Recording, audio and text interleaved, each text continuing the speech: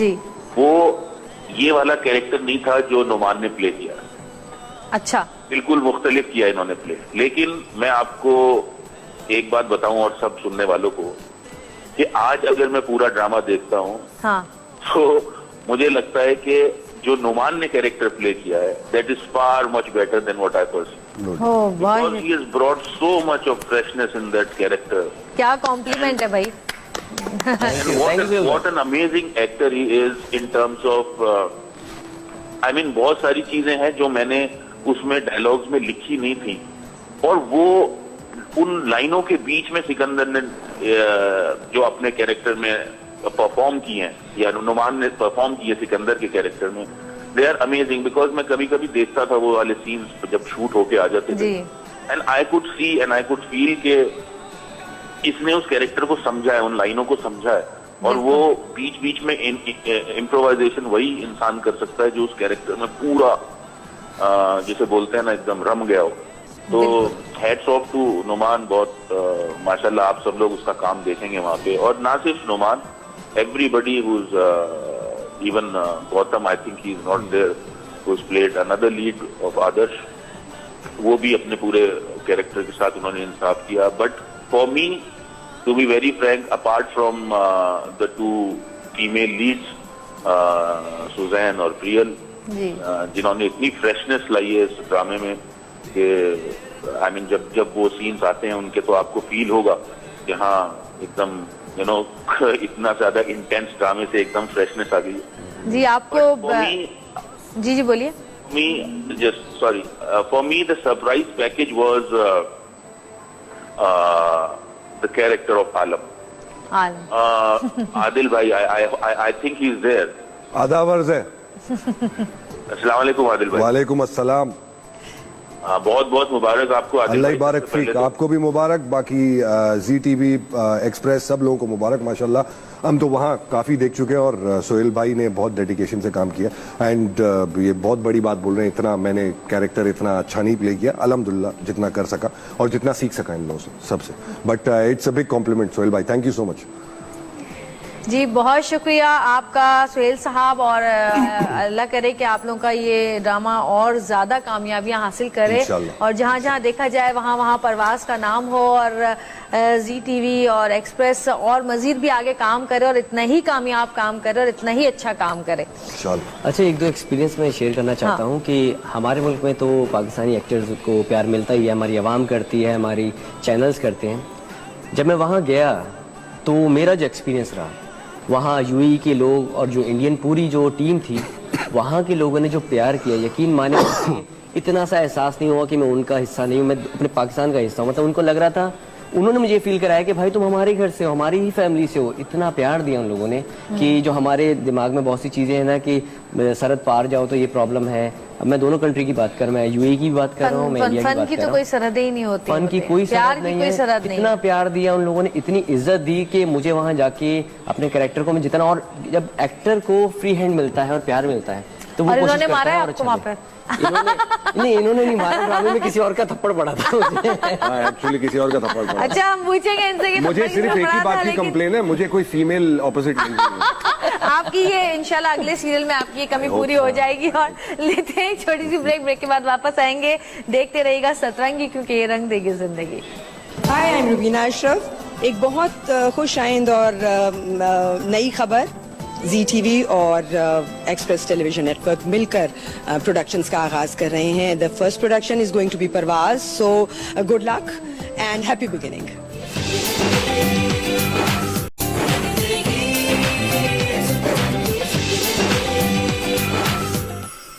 हाँ जी, तो ये बताओ कि क्या क्या परेशानियां हुई, क्या क्या मसले मसाइल हुए गर्मी के अंदर, धूप के अंदर, दुबई में, क्योंकि गर्मी पड़ती है तो भाई ऐसी धमाकेदार गर्मी पड़ती है। मेरा तो कैसे काम किया? मेरा तो एक्सपीरियंस पहली बार था, इनका तो वहाँ पर रहता है। लेकिन ये कहाँ बाहर थोड़ी घूमते होंगे रोडों में। नहीं, एसी टू एसी है, ये गलत बोल रहा है। ये गलत बोल रहा है, वहाँ रोडों में कोई नजर ही नहीं आता। अरे वहाँ के बाथरूम तक एयर कंडीशनड है, आप टैक्सी में बैठो एयर कंडीशन। खतरनाक गर्मी होती है वहाँ। अब आप सोचिए कि 48 सेल्सियस चल रहा है वहाँ पर और हम लोग जो है बाहर आउटडोर गर्मी के अंदर सूरज टॉप पर है, उसमें सीन्स कर रहे हैं। अच्छा ये भी छोड़े, एक कमरा दिखाया जो हमारा, वहाँ पर ना फैन था ना एसी, क्योंकि वो एंगल जहाँ पर लेना था तो उसमें फैन भी आता और एसी भी आता और उसकी रिक्वायरमेंट नहीं थी।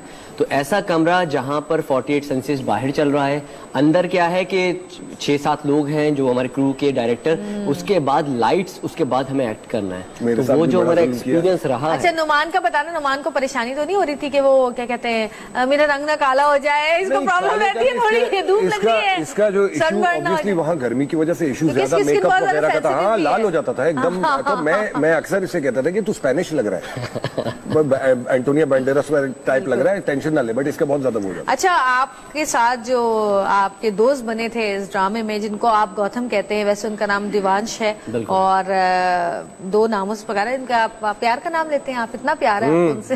वो दरअसल कुछ स्टोरी ये थी कि जब मैं गया था तो उसका नाम गौतम था, उसने बाद में नाम थोड़ा चेंज किया। अच्छा, होता है, नाम का बड़ा फर्क पड़ता है जिंदगी के ऊपर। तो वो हमारे साथ इस वक्त कॉल पे मौजूद है, तो हम उनसे बात करते हैं। हेलो दिवांश, कैसे हैं आप? मैं ठीक हूँ, आप लोग कैसे हैं?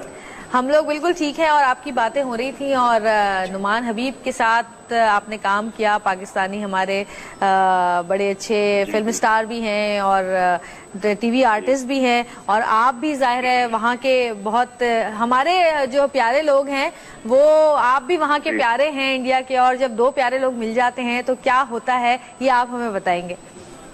कैसा रहा एक्सपीरियंस आपका? एक्सपीरियंस बहुत अच्छा रहा नुमान के साथ शूट करके, और यहाँ पर दुबई में शूट करके बहुत अच्छा एक्सपीरियंस था। वो बात सही है, मैंने सुना नुमान ने बोला कि बहुत ज्यादा गर्मी थी, जो सच है, ज्यादा ही गर्मी थी, कभी शूट नहीं किया इतनी गर्मी में हम लोगों ने। लेकिन मेरी और नुमान की केमिस्ट्री कुछ ऐसी हो गई थी कि हम दोनों इतना ज्यादा मतलब बिहाइंड द कैमरा भी मस्ती करते थे, जल करते थे और हंसते रहते थे, और हम लोगों को ऐसा हो गया था कि सिर्फ हम ही 2 शूट कर रहे थे रेगुलर। तो एक टाइम आ गया था जो हम लोगों ने एक दूसरे से बोलते थे, यार स्टोरी में सस्पेंस तो नहीं है, मतलब सिर्फ हम ही 2 तो नहीं है, कोई लड़की आएंगी कि नहीं आएंगी। तो और जब लड़कियां आई, जब हमारी हीरोइन आई, जब सुजैन एंटर हुई और जब प्रिया एंटर हुई, तो हम दोनों ने एक दूसरे को पहचानने से मना कर दिया था एक दिन।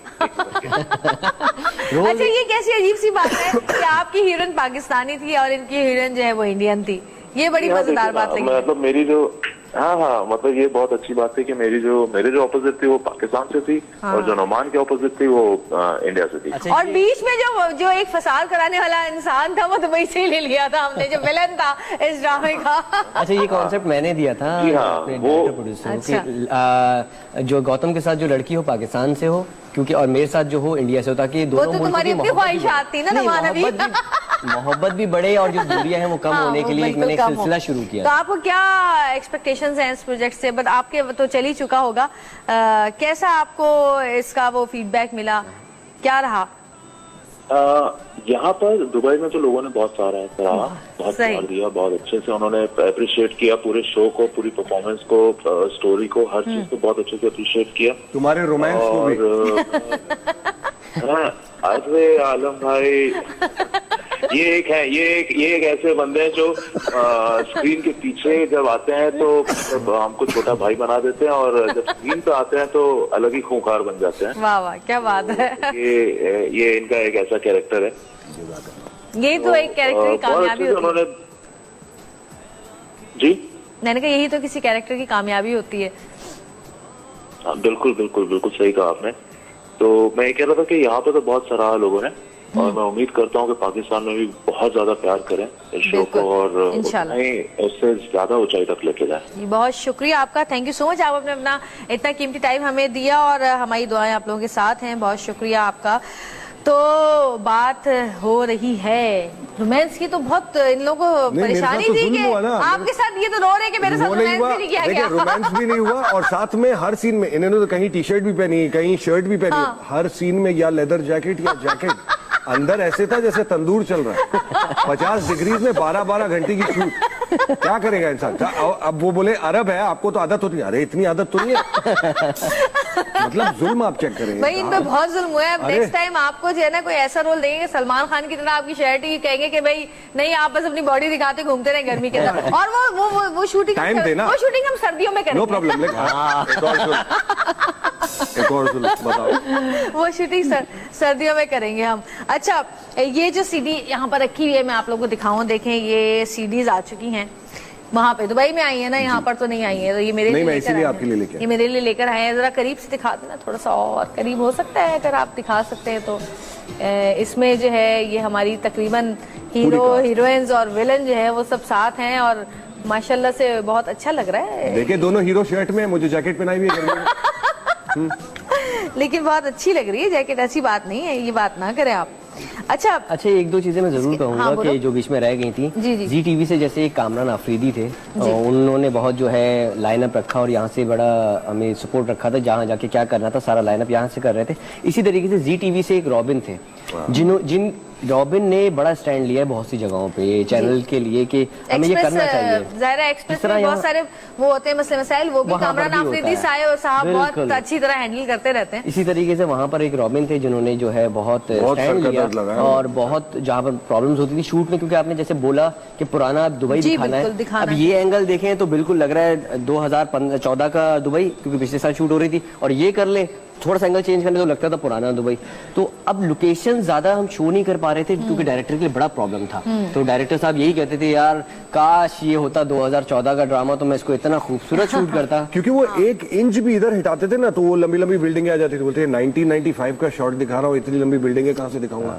तो जगह ही ढूंढते थे, पुरानी मस्जिद, गोल्ड सूक जो शारजा का है वहां कर लिया, दुबई में ये जगह पे कर लिया, रेगिस्तान में कर लिया, तो वो थोड़ा सा बोलते थे एंगल चेंज एकदम 2014 एकदम से। बिल्कुल बिल्कुल, तो ये बड़ा मसला होगा। अच्छा, कभी ऐसा हुआ शूट के ऊपर के हाँ आप लोग शूट करने गए और शूट उस दिन ना हुई हो, कभी कुछ ऐसा रैंडम थिंग्स हो जाती हैं कि कुछ प्रॉब्लम हो गई हो? कभी होती थी लोकेशन की वजह से, जैसे एयरपोर्ट पे शूट करनी थी तो एयरपोर्ट इतनी आसानी से नहीं मिलता शूट के लिए, परमिशन, तो परमिशन का मसला होता है। सही। तो उसमें क्या हुआ कि उस दिन फिर दूसरी शूट दूसरे एरिया को जो है वो कर लेते थे कि इस यहाँ पर लोकेशन पे शूट करेंगे, लेकिन कभी कभी होता था कि ऐसा कभी नहीं हुआ कि हम लोग निकले और शूट ना हुई हो। ऐसा होता था कि पहले ही हमें बता देते थे कि आज शूट नहीं है, कल रात एक दिन पहले ही बता देते थे कि कल शूट नहीं है क्योंकि लोकेशन का प्रॉब्लम हो रहा है, क्योंकि यूएई के अंदर क्योंकि सिर्फ दुबई में शूट नहीं हुई, शारजा में हुई है, इसके अलावा हमारी फुजैरा में हुई है, तो अलग-अलग लोकेशन थी, तो लोकेशन की परमिशन लेनी बहुत जरूरी थी, क्योंकि वहाँ पर एक मस्जिद है जो 40 साल से भी पुरानी है फुजैरा में। 40 साल नहीं 400 साल, 400 साल, सॉरी अब आप सोचें 400 साल पुरानी मस्जिद पे हमारा बहुत अहम अल-बदिया मॉस्क है। आप उस वो कच्ची मिट्टी से बनी हुई मस्जिद है आज भी वो जो है, और वहाँ पर इतने टूरिस्ट आते हैं, इतने लोग नमाज पढ़ने आते हैं, तो मैं उस जगह को देख के बड़ा अच्छा फील कर रहा था, क्योंकि वो रूहानियत वहाँ पर है, आप वहाँ पर बैठे भी हो तो एंजॉय कर रहे होते थे। तो उस लोकेशन को लेने के लिए भी बहुत अरसा लगा, ऐसी जगह फौरन नहीं मिल जाती।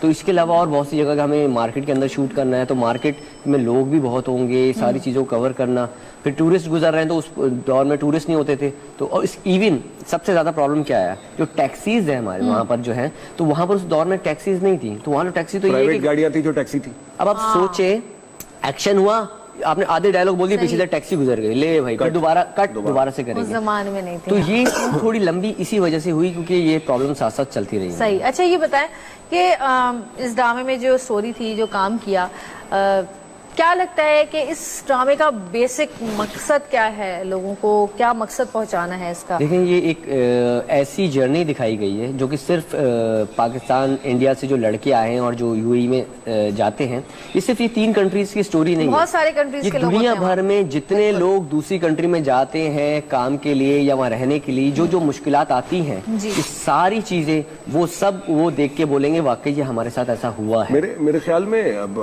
सोहेल भाई ने गाने में बहुत अच्छी तरह समअप कर दिया जो इसका टारगेट है, चढ़ता, जो आपको रियलिटी बता रहा है, चढ़ता सूरज और सबका साथ, ढलता दिन और तन्हाई। मगर आपसे कह रहे हैं कि आप हिम्मत करो, आगाज ऐसे करते हैं, परवाज ऐसे करोगे, जब हौसलों से परवाज करोगे, तो ये तो हर लाइफस्टाइल में, हर फील्ड में, हर किसी के लिए, चाहे आप क्रिकेट में उठा लो, चाहे फुटबॉल में उठा लो, चाहे डॉक्टर्स के लिए, नर्सेस के लिए, जो बच्चे अभी बेचारे, जो अभी एक प्रॉब्लम हुई थी उसकी वजह से, हर जगह के लिए तो हौसले से ही होता है ना। आप घर में डर के बैठ जाओगे कि यहाँ कराची में ये हो रहा है या दुबई में फलान चीज हो गई या अमेरिका में हो रहा है, तो you have to get up and you have to take a stand and you have to live life. आपको अपने हौसले बढ़ाने होंगे और आगे बढ़ना होगा, और सेल्फ बिलीफ के बारे में है। बिल्कुल बिल्कुल। अच्छा जी, वक्त हुआ है ब्रेक का, लेते हैं छोटी सी ब्रेक के बाद वापस आएंगे। देखते रहिएगा सतरंगी रंग देगी जिंदगी।